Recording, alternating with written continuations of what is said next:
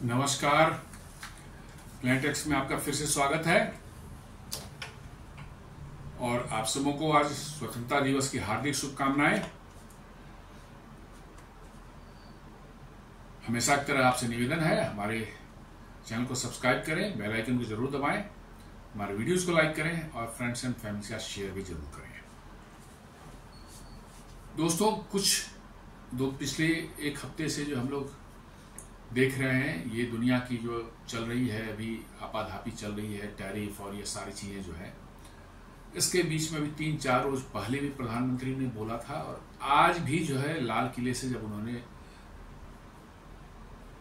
देश को संबोधित किया, उसमें भी इन्होंने इसका जिक्र किया, आत्मनिर्भर भारत का जिक्र किया और उन्होंने साफ साफ कहा कि जिस तरह से ग्लोबल सिनेरियो, जियोपॉलिटिक्स बदल रही है, दुनिया में जिस तरह समीकरण बदल रहे हैं, उसमें सुरक्षित रहने का एकमात्र तरीका है आप आत्मनिर्भर रहें। आपकी डिपेंडेंसी किसी भी क्रिटिकल चीजों के लिए दूसरों पर नहीं होनी चाहिए, तभी आप सुरक्षित रहेंगे। तो रिपोर्ट मैं देख रहा था, उसमें बता रहा है ये report, India is no longer just a market, it is a maker. मतलब कि जो है इंडिया सिर्फ अब मार्केट नहीं रह गया है, अब ये प्रोड्यूसर बन गया है, मैन्युफैक्चरर बन गया है, ये और बन रहा है और भी तेजी से आगे बढ़ रहा है। तो आज इसी पर बात करते हैं कि इसके क्या मायने हैं और क्या सिग्निफिकेंस है भारत के लिए और हम लोगों के लिए भी, हम सभी भारतीयों के लिए भी ये उतना ही महत्वपूर्ण है। ऐसा नहीं कि प्रधानमंत्री ने ऐसे सिर्फ बोल दिया, नहीं, ये जो भी बातें कही ये हमारी सुरक्षा और आपकी सुरक्षा से जुड़ी हुई है। हम सुरक्षा का मतलब नहीं कि कोई देश आपको अटैक कर रहा है, सीधे मिलिट्री अटैक हो रहा है, नो, इकोनॉमिकल अटैक हो सकता है। भारत की इकोनॉमी तबाह कर दी जा सकती है। भारत की इकोनॉमी तबाह होगी तो आपकी सुरक्षा भी तबाह होगी और फिर आपका देश खतरे में आएगा। प्रॉस्पेरिटी जो है, समृद्धि तभी तक रहती है जब तक आप सुरक्षित रहते हैं। तो समृद्धि आती है, समृद्धि से ही सुरक्षा भी आती है और सुरक्षा से ही समृद्धि जो है बची रहती है। इस चीज को जान लें। यदि आप आर्थिक रूप से कमजोर हैं तो आपकी सुरक्षा भी कमजोर होगी और सुरक्षा कमजोर होगी तो आपका समृद्धि जो है बचने वाली नहीं है। इसलिए जो है आपको समृद्धि के लिए साथ साथ जो है सुरक्षा भी जरूरी है और उसके लिए जो है आपको आत्मनिर्भर बनने की जरूरत है। सिर्फ मिलिट्री से सुरक्षा नहीं है, आर्थिक मोर्चे पर भी जो आपको सुरक्षित होने की जरूरत है दुनिया से। जिस तरह से खतरनाक जियोपॉलिटिकल सिचुएशन बने हैं पिछले कुछ महीनों में, इसमें हम टिके हुए हैं, रुके हुए हैं और अडिग हैं अपने जो है जगह पर। इसका कारण यही है कि पिछले कुछ सालों में हमने अपनी निर्भरता जो है बहुत से सेक्टर्स में जो है दूसरे देशों पर कम किया है और जिसके कारण हमारा आत्मविश्वास बढ़ा है, हमारा कॉन्फिडेंस बढ़ा है और हम अमेरिका जैसे पावर को भी जो है के सामने जो है झुकने को तैयार नहीं है। तो आज इसी स्वदेशी या आत्मनिर्भरता पर बात करते हैं हम लोग। स्वदेशी का बहुत पुराना अपने देश से जो है, यदि हिस्टोरिकली देखें तो बहुत पहले 1905 में जो है एक स्वदेशी मूवमेंट जो है, आपने सुना होगा हिस्ट्री में, जो आजादी की लड़ाई में जो है ये बंगाल का पार्टीशन के समय जो है एक स्वदेशी मूवमेंट शुरू हुआ था। ये बेसिकली जो है आजादी की लड़ाई से ही के दौरान ही ये सब चीजें हो रही थी। उस दौरान जो है सिंपली ये था कि भाई हमको फॉरेन गुड्स जो हैं ब्रिटिशर्स जो है ला करके जो भारत में बेचते थे, बाहर से बने बनाए सामान ला के बेचते थे, उसको बॉयकॉट करने की बात थी, उसका बहिष्कार करने की बात थी और सिर्फ देश में बने सामानों का इस्तेमाल करने का आह्वान किया गया था। एम इसके पीछे था कि भाई बाहर की चीजों को बहिष्कार करें और लोकल मैन्युफैक्चरिंग को प्रमोट किया जाए। लेकिन ये ज्यादा इसमें कुछ हो नहीं पाया क्योंकि उस समय ब्रिटिशर्स का कंट्रोल था, बहुत ये बढ़ नहीं पाया। It was both an economic tool to weaken colonial industries and a political weapon to assert self reliance. ये टूल था उस समय की कॉलोनियल जो पावर्स थी ब्रिटिश की जो है, उसको कैसे इकोनॉमिकली कमजोर किया जाए, क्योंकि भारत बहुत बड़ा बाजार था, ब्रिटेन से सामान बन करके आते थे और भारत में बिकते थे और हम लोगों की जीवनचर्या, यहाँ के लोगों की जिंदगी उन्हीं सब सामानों पर डिपेंड रहती थी। तो ये था कि भाई उसको किस तरह से हम लोग ये करें कि उनको आर्थिक लाभ न पहुंचे, और साथ साथ जो है ये एक पॉलिटिकल वेपन भी था कि ताकि हम अपने आप को एसर्ट कर सकते हैं, करना चाहते थे कि हम सेल्फ रिलायंस हैं, हम खुद बना सकते हैं सामान को। लेकिन बहुत आगे ये बढ़ नहीं पाया। पोस्ट इंडिपेंडेंस के बाद देखेंगे तो 50 से लेकर के 80 के दशक तक जो है कुछ हुआ, मतलब कि इंपोर्ट सब्स्टिट्यूशन के नाम पर जो है, मतलब कि यहाँ पर भारत में कुछ बनाने के कुछ PSUs बनाए गए, उन्होंने कुछ काम किया, लेकिन बहुत ज्यादा हद तक नहीं वो आगे बढ़ पाया। पॉलिसीज भी बड़े क्लैरिटी नहीं थी, इकोनॉमिकली भी हम उतने मजबूत नहीं थे, और साथ साथ जो है मतलब कि जो है हमारे यहाँ वो ऐसा इंफ्रास्ट्रक्चर भी नहीं बना हुआ था कि हम मैन्युफैक्चरिंग को बहुत अच्छे से बूस्ट कर सकें ताकि देश में यहीं के बड़े हुए सामान इस्तेमाल हो। लेकिन उस समय जो एक सोशलिस्ट स्ट्रक्चर की वजह से जो है बाहर से इंपोर्ट करना बहुत मुश्किल होता था, तो लोगों को के पास ऑप्शन नहीं थे। जो भारत में बना तो उसी को इस्तेमाल का, नहीं बना तो मिलती ही नहीं थी, वो सब चीजें आपको मिलती नहीं, बहुत लिमिटेड आपको अवेलेबिलिटी थी, आपके जीवन यापन में चीजें आती हैं। खाना पीना हो गया, कपड़े हो गए, जूते चप्पल मिल जाते थे मार्केट में, किताबें मिल गई, बच्चे पढ़ लिए, बस इतनी ही तक होती थी। लाइफ में आप देखेंगे टीवी है, मोबाइल फोन है, ये सब चीजें जो है नहीं उस समय हुआ करती इतनी ज्यादा। लेकिन 1991 में एक शिफ्ट हुआ जब हमने अपनी इकोनॉमी को लिबरलाइज किया। लेकिन उसमें सिर्फ एक ही काम हुआ कि भारत ने अपना बाजार खोल दिया दुनिया के लिए। दुनिया के लोग के कंपनियां, बाहर की कंपनियां भारत में आकर के सामान बेचने लगी, सामान अवेलेबल होने लगा, लोगों को नई नई चीजें आपको मिलने लगी। बहुत सी चीजें जो पहले स्मगल होकर के नेपाल से, दुबई से, इधर उधर से आती थी, वो चीजें जो है इंपोर्ट होकर के आपको मिलने लगी यहाँ बाजारों में। लेकिन इसमें मैन्युफैक्चरिंग का कोई वो नहीं था, हमने कुछ बनाया नहीं, सब कुछ जो है बाहर से आता रहा और हम उसको कंज्यूम करते रहे, मतलब हम एक मार्केट बन करके रह गए। ये 1990 के बाद हुआ। लेकिन पिछले 10, 11, 12 सालों के दौरान जो आप देखेंगे, जो स्वदेशी 2.0 जिसको हम लोग कह रहे हैं, वो बिल्कुल एक डिफरेंट है कि हम स्वदेशी इस्तेमाल करेंगे और साथ साथ उसको भारत में ही बनाएंगे। हमको बाहर से लाके बनाने की, बाहर से लाके भारत में बेचना नहीं है, हमें भारत के अंदर में ही उसका निर्माण करना है और उसकी खपत भी करनी है। It's not about cutting of the world. हम दुनिया से अलग नहीं अपने आप करते, हम नहीं करते तो हमने बंद कर दिया अपना दरवाजा, अब बाहर का कोई सामान नहीं आएगा भारत में, नहीं। हमने दुनिया से इंगेज करना सीखा और एक पोजीशन ऑफ स्ट्रेंथ से कि हम अब क्वालिटी सामान बना सकते हैं और अफोर्डेबल प्राइस पर बना सकते हैं। अपने प्रोडक्शन स्ट्रेंथ के आधार पर हम जो है दुनिया अपनी इस जर्नी को हमने शुरू किया है। बैन नहीं है कोई चीज, मंगा सकता, कोई भी इंपोर्ट कर सकता है, मंगा सकता है, लेकिन भारत में बने हुए सामान ही उतनी ही अच्छी क्वालिटी के और उससे कम प्राइस में अवेलेबल हैं, जो कि भारतीयों को प्रॉम्प्ट करता है कि अपना स्वदेशी सामान हम खरीदें। और पिछले कुछ सालों में देखा गया है कि बहुत से ऐसी चीजें हैं जो कि पहले बाहर से आती थी, वो भारत में बन रही है। कोई जरूरी नहीं कि भारत का ही कोई कंपनी, भारत का ही ऑनरशिप उसमें हो, कोई बाहर की कंपनी भी है, वो बाहर इंडिया, भारत में आकर के प्लांट लगा रही है, फैक्ट्री लगा रही है और प्रोड्यूस कर रही है, तो ये भारत का ही प्रोडक्शन है, क्योंकि वहां के वर्कर हम भारत के ही लगे हैं, उन्हीं को जॉब मिली है, उन्हीं को की जिंदगी सुधर रही है और उसमें भारत का ही रॉ मटेरियल लगा हुआ है, सब कुछ, सिर्फ ऑनरशिप बाहर की है, दैट्स ऑल। तो अब इस डायरेक्शन में बहुत जबरदस्त पिछले 10-12 सालों में जो है इसमें बूस्ट हुआ है और अब हम वाकई कह सकते हैं कि भारत एक मार्केट नहीं है बल्कि एक मेकर है। मतलब भारत भी अब दुनिया अपने लिए बना रहा है और न सिर्फ दुनिया के लिए बल्कि दुनिया के लिए बना रहा है।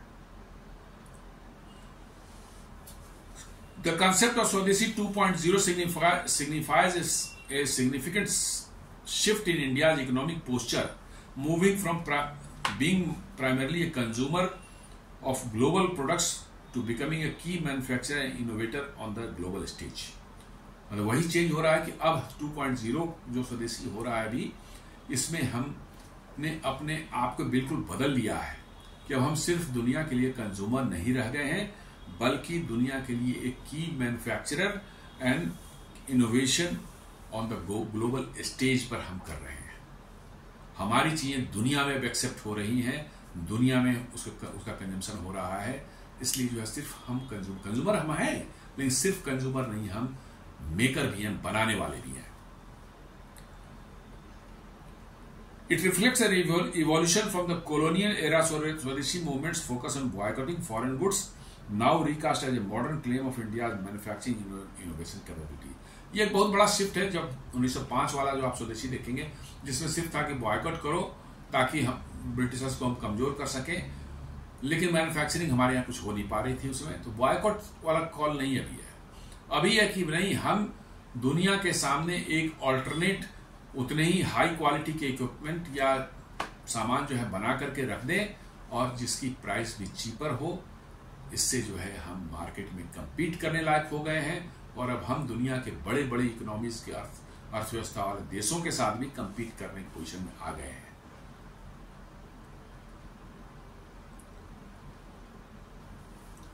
ये बेसिकली स्वदेशी जो है, ये आत्मनिर्भर भारत की बात है। ये basically it is A modernised version of economic nationalism. मतलब कि जो है आपको एक आर्थिक, मतलब कि जो है राष्ट्रीयता कह सकते हैं इसको, जिसमें कि इकोनॉमी में भी एक नेशनलिज्म की भावना डाली जा रही है, ताकि लोगों में, मैन्युफैक्चरर्स में, बिजनेस करने वालों में, इंडस्ट्रियलिस्ट में, सबों में ये एक ऐसी फीलिंग हो कि हाँ, हम भारत में बना हुआ प्रोडक्ट इस्तेमाल करेंगे, और बनाने वाले भी गर्व से उसको बनाएं कि हाँ, ये भारत में बना हुआ प्रोडक्ट है। आप जाके देख लें चाइना और जापान में, वहां के लोगों में ऐसी एक अंदर से भावना भरी हुई है कि वो बाहर की बनी हुई चीजें खरीदते ही नहीं है। आप इंडिया से कोरिया में, जापान में एक्सपोर्ट करना बहुत मुश्किल है वैसी चीज जो कंज्यूमर इस्तेमाल करता है। इंडस्ट्रियल गुड्स हो सकता है चले जाए, नो प्रॉब्लम, वो तो उनकी रिक्वायरमेंट होती है, बट कंज्यूमर गुड्स जो होते हैं उसको आप साउथ कोरिया या जापान में आप चाहें कि एक्सपोर्ट करके जो आप अपना बिजनेस बना लें, it is next to impossible. क्यों?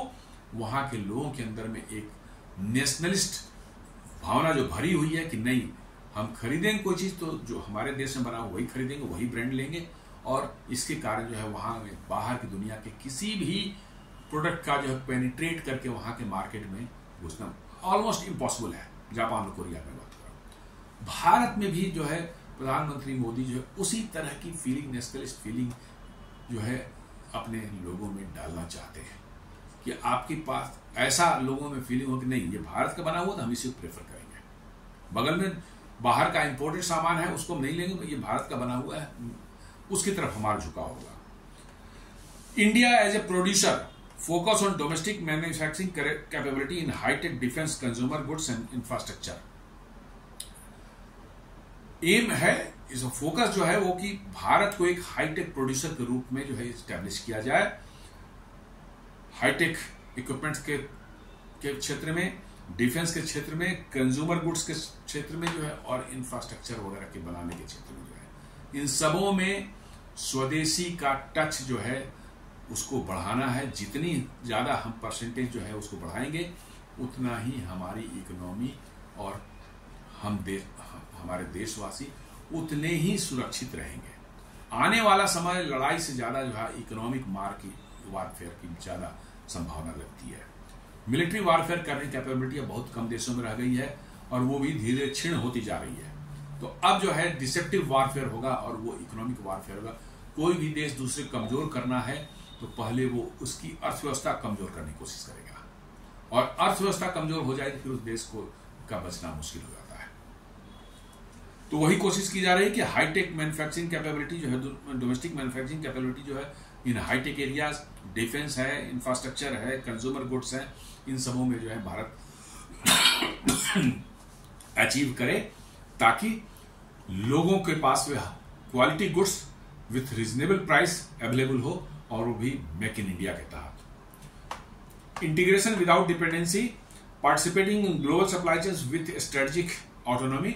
हम ग्लोबल सप्लाई चेन पार्टिसिपेट कर रहे हैं, अभी भी ऐसा नहीं कि हम करें कि नहीं कुछ भी बाहर से मंगाएंगे। हमें जैसी जरूरत होगी, जो हम नहीं बना पा रहे हैं उसको हम बाहर से मंगाएंगे, लेकिन अल्टीमेटली प्रोडक्ट हमारा होगा, उसमें कुछ कंपोनेंट्स होगी वो हम बाहर से मंगा लेंगे। तो ग्लोबल सप्लाई, और बाहर हम यहां से भी कुछ कंपोनेंट होंगे और हम बाहर सप्लाई करेंगे। तो हम कह रहे हैं कि ग्लोबल सप्लाई चेन में हम इंटीग्रेट हो रहे हैं, लेकिन हमारा फोकस है कि ज्यादा से ज्यादा सामान भारत में ही मैन्युफैक्चर हो, ताकि हमारी अर्थव्यवस्था को एक और स्ट्रेंथ मिले और हमारी अर्थव्यवस्था एडवर्स सिचुएशन हो जाए दुनिया में, जैसे अभी चल रही है, टैरिफ की वजह से जो है पूरा व्यापार डिस्टर्ब हो चुका है, उस कंडीशन में भी जो हम सुरक्षित हैं। हम आज भी सुरक्षित इसलिए हैं कि 65% हमारा इंटरनल कंजम्पशन है, हम जितना प्रोड्यूस करते हैं 65% यही कंज्यूम कर जाते हैं, इसीलिए हम सुरक्षित हैं। उसको और बढ़ाने की जरूरत है। आप 80% तक पहुंच जाएंगे, दुनिया में कुछ भी हो जाए, कहीं भी कोई हलचल हो जाए, आप पर कोई असर आंच नहीं आने वाली है, कुछ नहीं होगा आपकी इकोनॉमी को। Local value addition, not just assembling but innovating and owning intellectual property. मतलब कहा जा रहा है भाई सिर्फ आप असेंबलिंग यहां मत करें, कंपोनेंट्स बाहर मंगा के सिर्फ यहाँ असेंबलिंग करने वाला जो है काम न करें, वो उसको पूरी तरह से मैन्युफैक्चरिंग नहीं कहा जा सकता। आप यहां में इनोवेट करें और इंटेलेक्चुअल प्रॉपर्टी भी जिन पर आप रिसर्च करें और पेटेंट फाइल करें, ताकि वो आईपीआर जो है आपके पास हो और उसकी एक वैल्यू हो। उसका मतलब कि जो है उसके आधार पर जो है प्रोडक्ट्स बने और दुनिया में जाएं और भारत में भी कंज्यूम हो। तो it's not only about assembling, but पूरी तरह से इनोवेट करनी है, पूरे सप्लाई चेन पर आपका कब्जा हो, पूरे सप्लाई चेन की सारी चीजें, ऑल कंपोनेंट, छोटे छोटे कंपोनेंट्स आप बनावें यहां पर, एंड देन उसको भारत में असेंबल करके जो है ट्रू मेक इन इंडिया का प्रोडक्ट होगा वो। Cultural and economic pride, vocal for local campaign make swadeshi not only an industrial policy but also a mass movement. ये कोई इंडस्ट्रियल पॉलिसी नहीं है वोकल फॉर लोकल, जो है ये लोगों को एक जागृत करने का एक नारा है कि भाई आप vocal for local, local product के लिए आप वोकल हुई है, आप लोकल प्रोडक्ट को जो है डिमांड कीजिए अपने शॉपकीपर से या ट्रेडर से कि भाई हमें लोकल प्रोडक्ट चाहिए।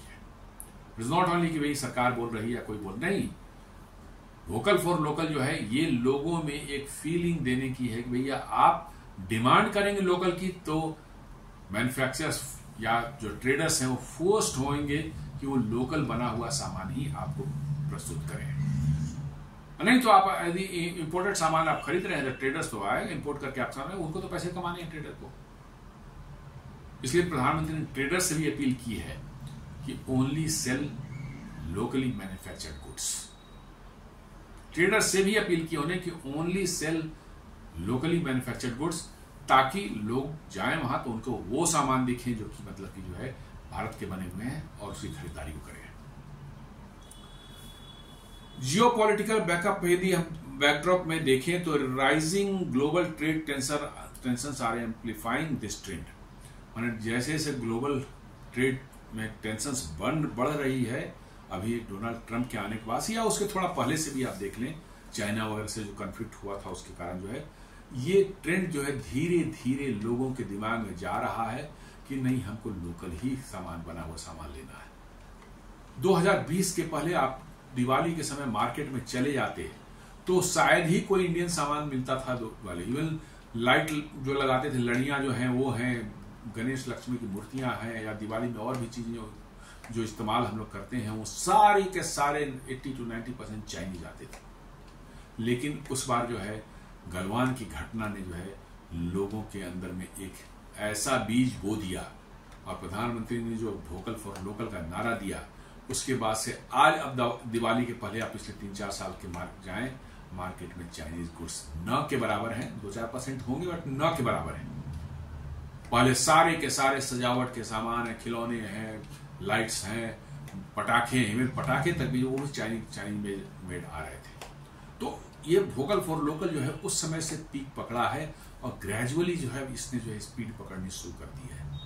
तो हम लोगों को भी, हम लोगों का भी जो दायित्व है कि हम इस वोकल फॉर लोकल मूवमेंट को जो है सपोर्ट करें, और कहीं पर भी खरीदारी करने जाएं इस बात का ध्यान रखें कि हम अपने जो शॉपकीपर हैं, चाहे जो स्टोर का मालिक है, उससे कह सकें भाई इंडियन मेड सामान है। या इवन अमेजन, फ्लिपकार्ट से भी जो है हम कोई ऑर्डर करते हैं, उस पर भी और कंट्री ऑफ ओरिजिन जो है उसमें देख लें, और यदि वो बाहर का कोई सामान बना हुआ है तो हम उसको अवॉइड करें, हम उसका इंडियन ऑल्टरनेट ढूंढें।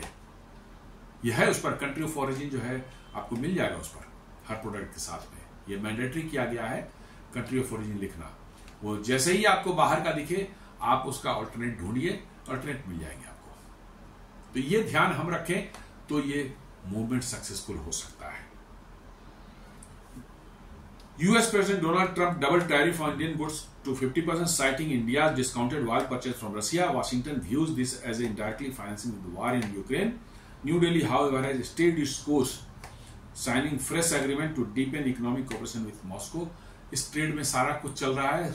अमेरिका जो है आपको दबाने की कोशिश कर रहा है कि आप अपने agriculture sector, dairy and fishery sector को खोलें ताकि वो आपके मार्केट को फ्लड कर दें। Agriculture products, genetically modified products जो हैं, जो कि ह्यूमन हेल्थ के लिए डेंजरस हैं। मैं साफ बोलता हूं कि ह्यूमन हेल्थ के लिए वो खतरनाक है, लेकिन अमेरिका को ह्यूमन हेल्थ और इस सब चीजों से कोई मतलब नहीं होता। अमेरिकन को, उनको बस पैसा चाहिए, दुनिया में लाखों करोड़ों की जान चली जाए, इससे उनको कोई मतलब नहीं होता। उनको सिर्फ ट्रेड करके पैसा कमाना है ताकि उनकी और ऐश मौज बरकरार रहे। इसलिए ट्रिमेंडस प्रेशर वो बना रहे हैं। 50% टैरिफ कर दिया गया है, लेकिन हमारे प्रधानमंत्री ने आज भी लाल किले से कहा है कि मैं एक दीवार की तरह खड़ा हूं अपने किसानों, अपने डेयरी उत्पादकों और अपने फिशरमैन्स के इंटरेस्ट को प्रोटेक्ट करने के लिए। मतलब कोई कंप्रोमाइज की गुंजाइश कहीं से नहीं है। इस मैटर में साफ साफ कह दिया गया है। अभी 4 दिन पहले भी कहा था और आज फिर उन्होंने दोहराया इस चीज को कि मैं एक दीवार की तरह खड़ा हूं अपने किसानों, अपने डेयरी उत्पादकों और फिशरमैन्स के जो है इंटरेस्ट को प्रोटेक्ट करने के लिए, और साथ साथ MSME जो है छोटे उद्योगों के लोगों में के जो लोग हैं उनके इंटरेस्ट को प्रोटेक्ट करने के लिए। तो इसका मतलब गवर्नमेंट के अंदर में वो रिजॉल्व है कि हमें अपने इन सेक्टर को, छोटे कारोबार करने वाले लोग जो हैं, खेती बाड़ी करने वाले हैं, दूध उत्पादन में लगे हुए हैं, फिश मछली पकड़ने में लगे हुए हैं, उनके इंटरेस्ट को कंप्रोमाइज करने का प्रश्न ही नहीं उठता। लेकिन अमेरिका प्रेशर दे रहा है। यहीं पर आपका स्वदेशी हेल्प करता है। यदि आपके मैन्युफैक्चरिंग बेस आपका खराब रहता, कमजोर रहता, आज आप बहुत सी चीजों के लिए अमेरिका पर डिपेंडेंट रहते या दूसरे देश यूरोपियन कंट्री पर डिपेंडेंट रहते, आपको आपकी गर्दन पकड़ करके जो है आपसे वो अपनी बात मनवा ली जाती। लेकिन आज हम वैसी स्थिति में हैं कि हमारे क्रिटिकल जितने भी चीजें हैं, ज्यादातर चीजें हम भारत में खुद बना रहे हैं और वैसे पोजीशन में हैं कि हम उनको रेसिस्ट कर सकें और अपनी इकोनॉमी बचाने के लिए अपने किसानों, छोटे उद्योग, डेयरी, फिशरी जिनमें जो लगे हुए हैं, उनके इंटरेस्ट को प्रोटेक्ट करने के लिए जो है हम अमेरिका के सामने खड़े हो पा रहे हैं। इट इज ओनली कि भी हम स्वदेशी कुछ हद तक कर पाए। और यदि आप इस स्वदेशी को और आगे ले जाते हैं तो आप जानते हैं क्या होगा।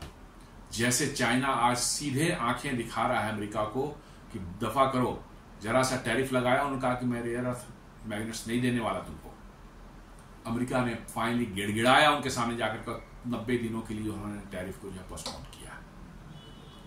वो स्ट्रेंथ आप में आ जाएगी। अभी आप में वो स्ट्रेंथ उस लेवल का नहीं है और इसीलिए आपको कहा जा रहा है कि स्वदेशी का अनुभव करें। यूनाइटेड स्टेट्स ने फिर वार्न किया है। अमेरिका के पुतिन और ट्रंप की जो मीटिंग होने वाली 15 आज ही रात में जो है, यहाँ के हिसाब से रात वहां का दिन होगा, उन्होंने इंडिया को धमका रहे कि यदि टॉक फेल हो गया तो इंडिया पर जो है और सैंक्शंस लगाएंगे और मतलब टैरिफ लगाएंगे। अब देखिए टॉक्स उन दोनों के बीच हो रही है, उनकी टॉक्स फेल होगी, लेकिन धमकाया जा रहा है किसको? भारत को धमकाया जा रहा है। इसलिए नहीं कि मतलब कि रसिया से आप ऑयल क्यों खरीद रहे हैं, नहीं, रसिया का ऑयल लेना बहुत मेन पर्पस है कि आप अपने डेयरी सेक्टर, अपने एग्रीकल्चर, अपने फिशरी, अपने MSME, इन सब सेक्टर्स को खोल दें अमेरिकन के लिए, वो बाढ़ ला दें, यहाँ के आपके सारे के सारे किसानों को चौपट कर देंगे, यहाँ के डेयरी के जो बिजनेस अभी चल रहे हैं उनको चौपट कर देंगे, कैप्चर हो जाएगा और तब आप पर पूरी तरह से वो मतलब वर्चुअली एक आपको नियो कॉलोनिज्म नया लाने जा कर कोशिश कर रहे हैं कि आप फूड के लिए उन पर डिपेंडेंट हो जाए। अभी आप फूड पर इंडिपेंडेंट हैं और दुनिया को खिला रहे हैं, खुद तो खा ही रहे हैं, भरपेट खा रहे हैं, दुनिया को खिला रहे हैं, ये उनसे देखा नहीं जा रहा है। वो आपको अपनी एक प्रॉक्सी कॉलोनी टाइप के बनाने की कोशिश में लगे हुए हैं और इसलिए जो है ये टैरिफ वैरिफ का गेम जो है, रसिया का ऑयल जस्ट ओनली एक बहाना है। भाई 2 साल पहले भी तो रसिया का ऑयल ले रहे थे, उस समय तो कुछ नहीं किया, अभी क्या हो गया?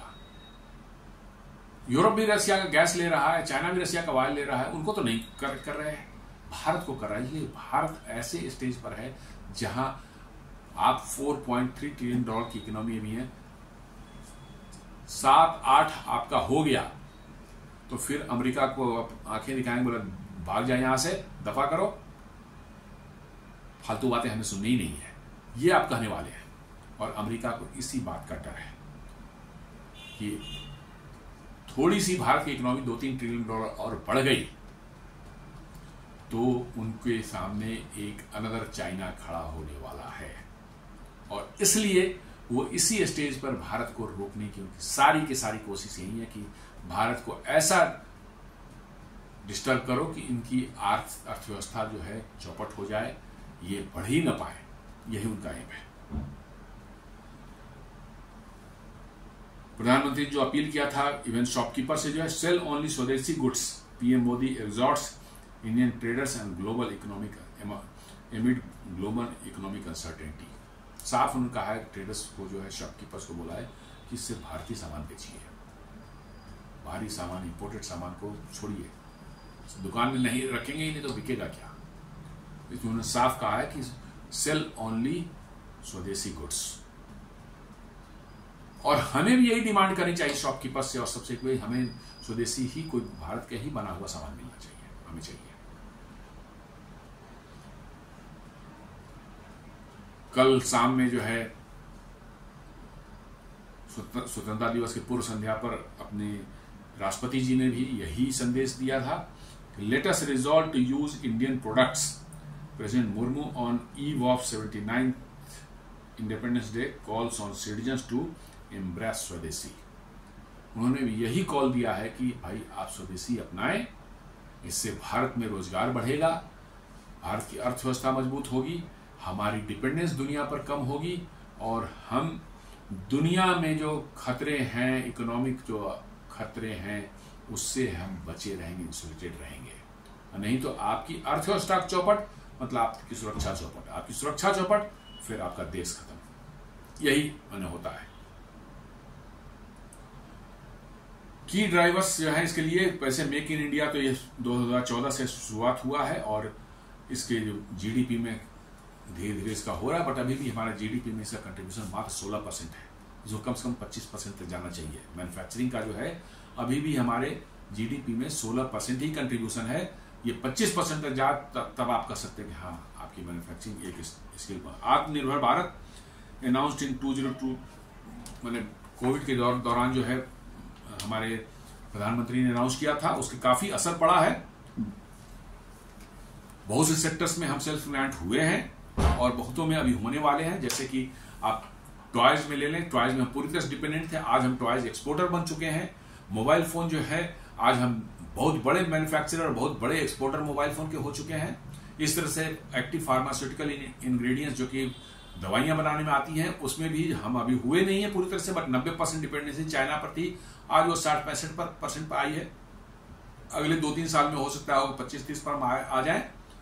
तो इस तरह से काम हो रहा है, धीरे धीरे हम बढ़ रहे हैं उसमें। बट हमारा और आपका जो है रिजॉल्व जो इसमें, हम as a citizens of this country, हम जब तक इसमें मास लेवल पार्टिसिपेट नहीं करेंगे, सिर्फ सरकारी एफर्ट से जो है इसमें कुछ नहीं होगा।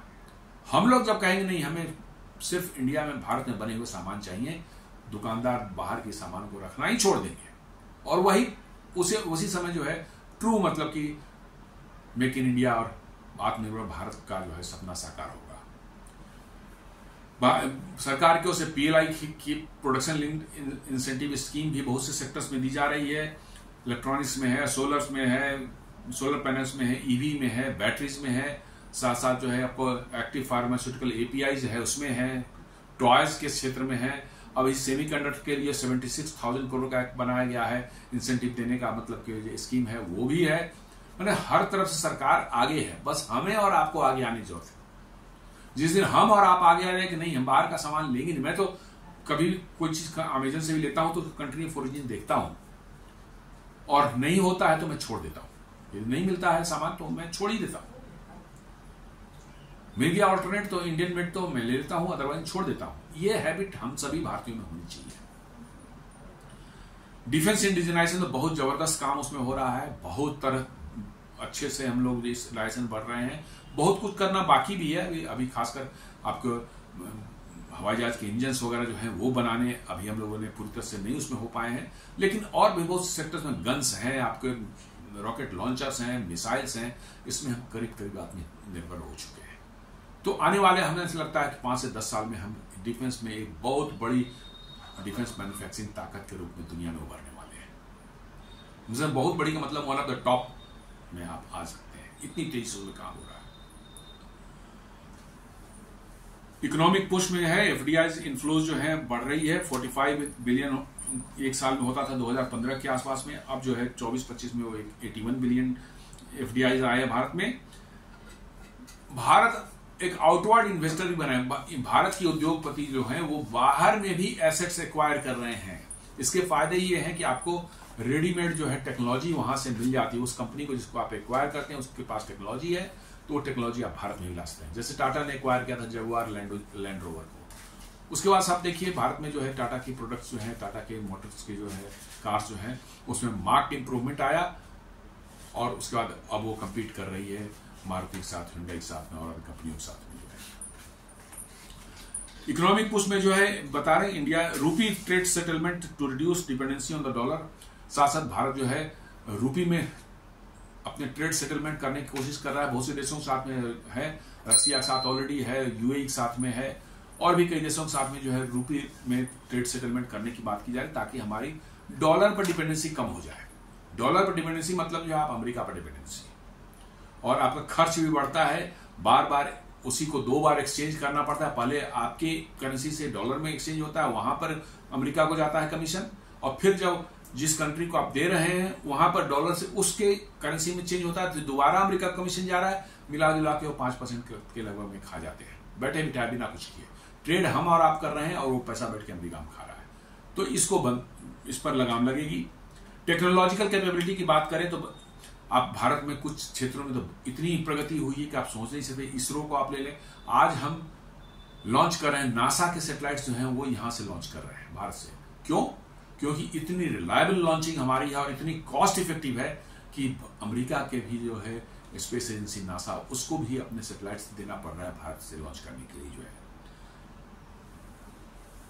उसी तरह से सेमीकंडक्टर्स फैब्स में जो है काम हो रहा है। करीब 10 प्रोजेक्ट्स अप्रूव किए गए हैं, 4 तो अभी परसों ही 2 दिन पहले ही अप्रूव हुए थे, 6 इसके पहले हुए थे। 76,000 करोड़ का इंसेंटिव ऑलरेडी उनके लिए अनाउंस किया हुआ है, और ये डिफरेंट स्टेट्स में लग रहे हैं। कुछ चालू होने की पोजीशन में है, कुछ जो है अगले कुछ महीनों में चालू होंगे। ड्रोन्स में भी आप देख लें, और एआई में जो है बहुत जबरदस्त काम हो रहा है। आज के दिन में भारत में करीब 350 से 400 ड्रोन और ड्रोन के कंपोनेंट मैन्युफैक्चरर्स भारत में जो है एक्टिव हो चुके हैं। सब छोटे छोटे स्टार्टअप्स हैं और बहुत हाई क्वालिटी ड्रोन्स बना रहे हैं, जो इवन आर्मी, एयरफोर्स, डिफेंस को भी सप्लाई कर रहे हैं। एआई में भी है बड़ा जबरदस्त काम हो रहा है, और अगले कुछ सालों में इसमें बड़ी जबरदस्त मतलब प्रोडक्ट्स इसमें आने वाले एआई रिलेटेड प्रोडक्ट्स जो है। India as a leader in affordable innovation, low cost satellites in fintech platforms like UPI देख लें, क्या जबरदस्त सक्सेस स्टोरी है। ऑनलाइन ट्रांसफर जितना भी है, रियल टाइम ट्रांसफर, जो पूरी दुनिया का 50% भारत में होता है यूपीआई पर। मैंने बड़े बड़े देश यूरोप हैं, अमेरिका है, चाइना है, ये भी जो है कहीं हमारे पास नहीं है ऑनलाइन पेमेंट सिस्टम के, ट्रांसफर के सिस्टम मैंने प्लेटफॉर्म के उसके परफॉर्मेंस के सामने जो है। तो अब देख लें, ऐसा नहीं है कि ऐसे ही थोड़े हुआ, टीम ने काम किया है, भारत सरकार ने काम किया है, हम लोगों ने भी उसको इस्तेमाल करके जो है उसको पुश दिया है। और आज देखिए हमारे बाजार में ठेले वाले हो, सब्जी वाला है, फल वाला हो, छोटे छोटे जो है मैंने ट्रेड करने वाले सभी इसको इस्तेमाल कर रहे हैं। तो ये चीजें ऐसी नहीं कि ऐसे इस पर पुश मिल रहा है, अच्छे से पुश मिल रहा है। स्ट्रेटेजिक सेक्टर्स जैसे डिफेंस में आप देख लें, ब्रह्मोस प्रोडक्शन इन लखनऊ अभी शुरू होने वाला है, पहले हैदराबाद में हो रहा था। हाल के तेजस फाइटर जेट्स हैं, डीआरडीओ के ड्रोन्स हैं। स्पेस में जो है आप देख ही रहे हैं कितना काम कर रहा है इसरो। इलेक्ट्रॉनिक्स में जो है मोबाइल फोन मैन्युफैक्चरिंग हब बन चुके हैं हम अभी, चाइना के बाद second biggest mobile phone manufacturer हम दुनिया में भी हैं। 2 लाख करोड़ का मोबाइल फोन पिछले साल भारत से निर्यात हुआ था, 2 लाख करोड़ का। फॉक्सकॉन, टाटा एंड अदर्स जो है वो मोबाइल फोन बना रहे हैं, आईफोन के लिए जो है दे आर कॉन्ट्रैक्ट मैन्युफैक्चरर्स, तो बहुत तेजी से इसमें काम चल रहा है। रिन्यूएबल एनर्जी में तो हमने कमाल काम किया है। हमने 2030 में रखा था कि हम अपने पूरे एनर्जी रिक्वायरमेंट का 50% रिन्यूएबल एनर्जी से पैदा करेंगे, और हमने 2025 में ही उसको पूरा कर लिया, और हम अपनी टारगेट खुद बढ़ा रहे हैं। हमने दुनिया को प्रॉमिस किया था कि जितनी हम बिजली इस्तेमाल करते हैं उसका 50% जो है हम 2030 तक रिन्यूएबल सोर्स से जो है पैदा करेंगे, सोलर या विंड से जो है हमने अभी पैदा कर लिया, 2025 में ही हमने अचीव कर लिया, और अब हम उसको बढ़ाने जा रहे हैं अपने टारगेट को। Agriculture and food processing, boosting exports of processed foods, organic products, ये सब चीजें चल रही है बड़ी तेजी से भारत में।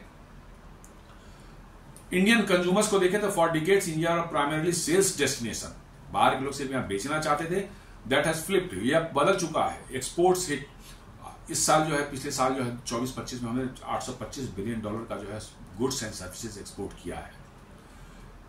ये domestic consumption is now driving investment and strategic decisions, लेकिन डोमेस्टिक कंजम्पशन इतना हाई हमारे यहाँ है कि अभी भी पुश हो रहा है, और यहाँ इन्वेस्टमेंट हो रही है अभी भी भारत में, कोई कमी नहीं है। आरबीआई कह रही कि 6.5% इस साल भी हमारा 25-26 में भी ग्रोथ रेट रहेगा, और एक रिपोर्ट बता रहा है, एडेलविस जो है बता रहा है अपने रिपोर्ट में कि India's consumer market will the world's second largest by 2030। America के बाद जो है आप दुनिया के सबसे बड़े जो है कंज्यूमर मार्केट बन जाने वाले। अभी भी आप तीसरे पोजीशन पर होंगे, अभी भी आप तीसरे पोजीशन पर होंगे, बट 2030 तक बोला कि आप सेकंड पोजीशन चल जाएंगे।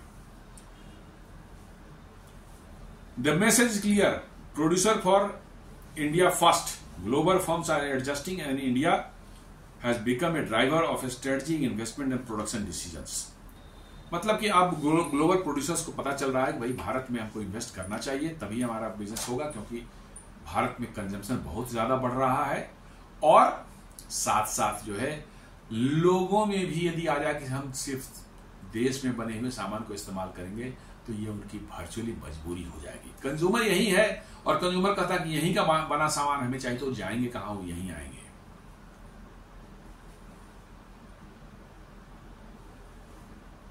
McKinsey highlights the 3 core advantages. McKinsey जो है अपनी रिपोर्ट बता रही है कि यहां टैलेंट, कंज्यूमर्स एंड इंफ्रास्ट्रक्चर, ये 3 चीजें हैं जो कि भारत में प्रेजेंट है अभी के समय। टैलेंट भी यहां पर है, बहुत बड़ी संख्या में कंज्यूमर्स हैं, और इंफ्रास्ट्रक्चर भी पिछले कुछ सालों में काफी अपग्रेड हुआ है। रोड, रेल, एयर ट्रेवल के इंफ्रास्ट्रक्चर से बहुत तगड़े मतलब कि उसमें इन्वेस्टमेंट हुए हैं, बहुत बढ़िया मतलब कि इलेक्ट्रिसिटी सप्लाई अब पहले जैसा नहीं होता कि जब मर्जी तब बिजली चली जाए, जब मर्जी तब बिजली आ जाए, नहीं, आज के दिन में रिलायबल बिजली शहरों में मिल रही है। और ये कह रहा है कि trade flow shifts could bring 0.8 to 1.2 trillion by 2030 and raise manufacturing GDP share from 16% to 25%। McKinsey कर रहा है कि दुनिया में जो ट्रेड्स का जो शिफ्टिंग हो रहा है, जैसे चाइना से बहुत सी कंपनियां उठ करके आ रही हैं, भारत में आने की कोशिश कर रही हैं, वो अब शिफ्ट हो रहा है धीरे धीरे भारत की तरफ, और करीब करीब 0.8 से 1.2 ट्रिलियन डॉलर्स तक जो है भारत में 2030 तक जो है इन्वेस्टमेंट आ सकती है, और ये जो है जीडीपी का शेयर 16% से 25% तक कर सकता है, बढ़ा सकता है। About 1/3 of the world's STEM graduate, science, technology, engineering and maths graduates जो है वो भारत में है। दुनिया के 1/3 1/3 स्टेम ग्रेजुएट्स जो है वो भारत में है। टैलेंट की कोई कमी नहीं है। Engineering, R&D and outsourcing could jump from 45 billion today to 130 to 170 billion by 2030। R&D में अभी करीब करीब 44-45 बिलियन जो खर्च होता है, भारत ने बोल रहा है कि 2030 तक जो है वो 130 से 170 बिलियन डॉलर तक पहुंच जाएगा। मतलब उसमें यंग टैलेंट्स की कितनी जरूरत होगी, कितने यंग टैलेंट्स आएंगे, उसमें आएंगे, जॉब करेंगे और नए नए इनोवेटिव प्रोडक्ट्स बनाएंगे, आप सोच नहीं सकते।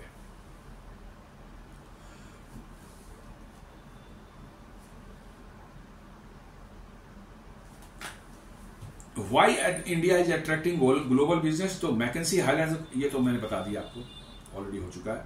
Bottom line is the first swadeshi was about buying Indian, the current phase is about building with India. आप यहाँ करंट फेज में जो स्वदेशी चल रहा है कि भारत में बनेगा और वही भारत में कंज्यूम होगा। पहला था कि नहीं सिर्फ बॉयकॉट करो, बनेगा कहाँ उनको पता ही नहीं था कुछ, लेकिन अब है कि नहीं आप बनाएंगे भी और यही कंज्यूम करेंगे। And investment show that global company no longer have to choose between selling to India and producing elsewhere. Global company के पास अब स्कोप नहीं है कि वो इंडिया में सेल करेंगे, बनाएं कहीं और, उनको यही बनाना पड़ेगा। ऐसी सिचुएशन बन रही धीरे धीरे। To stay relevant in one of the world's most dynamic market they are making in India and seeing the country shift from being just a large market to becoming a significant producer। मतलब ये अब global companies जो हैं उनको पता चल गया है कि भारत में यदि वो प्रेजेंट नहीं है तो उनके लिए खतरा है, इसलिए उनको भारत में अपना प्रेजेंस बनाना है, उनको जो भारत में मैन्युफैक्चरिंग लानी है ताकि उनका फ्यूचर सिक्योर रहे। तो इसलिए भारत अब उनकी मजबूरी हो गई है, कोई ऐसा नहीं है कि वो शौक से आ रहे हैं, मजबूरी हो गई है, वो मजबूरी हो गई है और अब उनको जो इसके लिए जो है भारत में आना ही पड़ेगा। और यही सबसे बड़ा स्ट्रेंथ हमारा बन के निकल रहा है। इसलिए प्रधानमंत्री बार बार कह रहे हैं कि गो फॉर स्वदेशी, वोकल फॉर लोकल। तो दोस्तों ये एक छोटा सा प्रेजेंटेशन था इस पर भारत की जो स्वदेशी अभियान जो प्रधानमंत्री ने चला रखा है आत्मनिर्भर भारत का, उस पर उम्मीद करता हूं कि ये वीडियो आपको पसंद आया होगा। वीडियो को लाइक करें, फ्रेंड्स एंड फैमिली के साथ शेयर करें, हमारे चैनल को सब्सक्राइब करें और बेल आइकन दबाना बिल्कुल नहीं भूलें। धन्यवाद।